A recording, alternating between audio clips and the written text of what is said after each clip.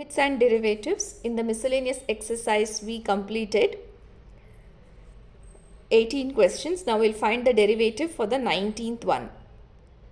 And we will apply chain rule to find the derivative, which I have explained while solving question 12, 13 and 14.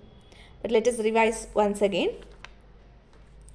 So to find the derivative of a function, we usually check the algebra of derivatives, like whether we have sum of two functions or derivative of difference of functions or product, quotient, right? So we see the algebra of derivatives to find the derivative of a function or to differentiate.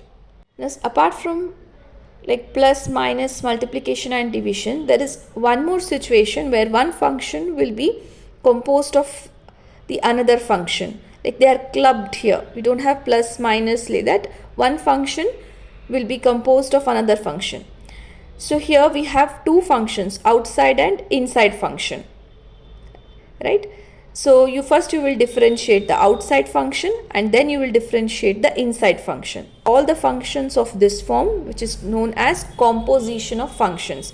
It is not just with two functions. Even you can have 3 or 4 functions here and we can still apply chain rule. Now how to identify whether the chain rule to be applied to the given function?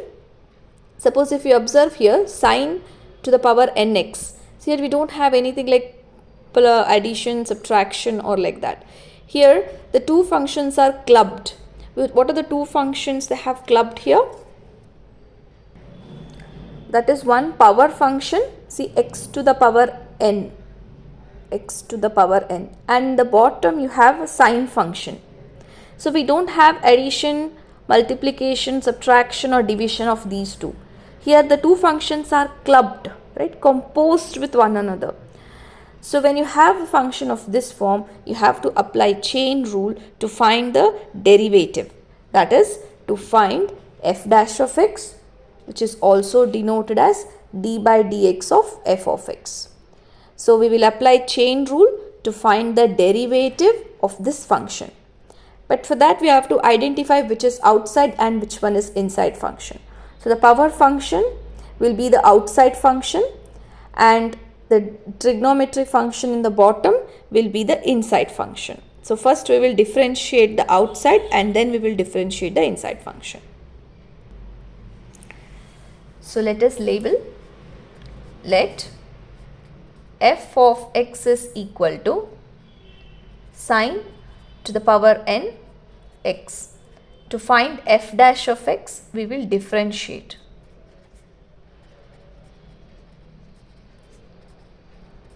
Both sides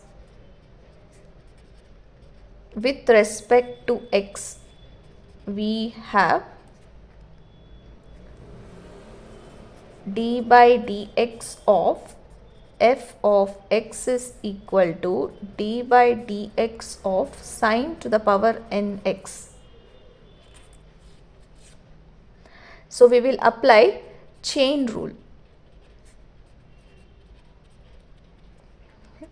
Now this implies d by dx of f of x can also be written as f dash of x, and derivative of sine to the power nx, we will apply x to the power n. So when you have x to the power n, you will write n into x power n minus 1.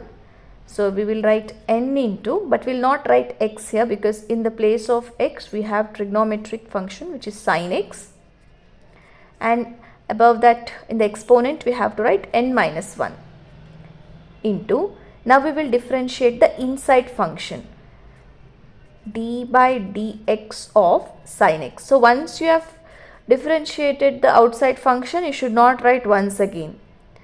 Okay, so you will write d by dx of sine x. Now this implies f dash of x is equal to n into sine n to the power of n minus 1 x into derivative of sine x is cos x.